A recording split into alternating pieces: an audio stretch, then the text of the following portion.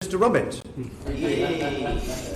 No deference to the Secretary of State at all, but just to give you a break. So, Mr. Robbins, when we first met you, I questioned you on your people count, your head count, and you proudly told me that I think you were just around 300 at that point. The Secretary of State, when you came in front of us, you mentioned that had gone up, I think, to about 325. That was some time ago. What is the head count now in your department? So it's roughly the same, Mr. McCartney, but we are in the middle of quite a big external recruitment exercise at the moment. So it's roughly the same. Has there been any movement on the numbers of people who've been recruited from outside of the civil service at all?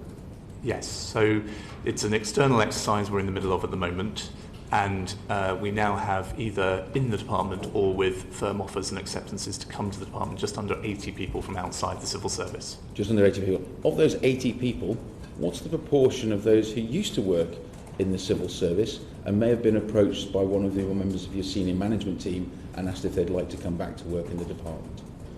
I couldn't give you that number, I'm afraid. I'm not aware of that being a particular issue. If you'd like to find out and write back to the committee, I think we'd be very grateful.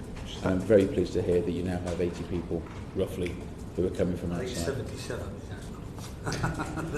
And my question is, Master Service. Can I just ask, what is the current total full-time equivalent headcount of staff in Dexia? Because I've asked a couple of questions and was slightly perplexed to get one reply which said we're not going to give you a running commentary on the total number of staff we employ. And I wasn't asking for a running commentary, I was just asking for a total. Now, I know it's Minister's responsibility for the replies and not yours, Mr. Robbins, but it'd just be helpful to know what the current figure is.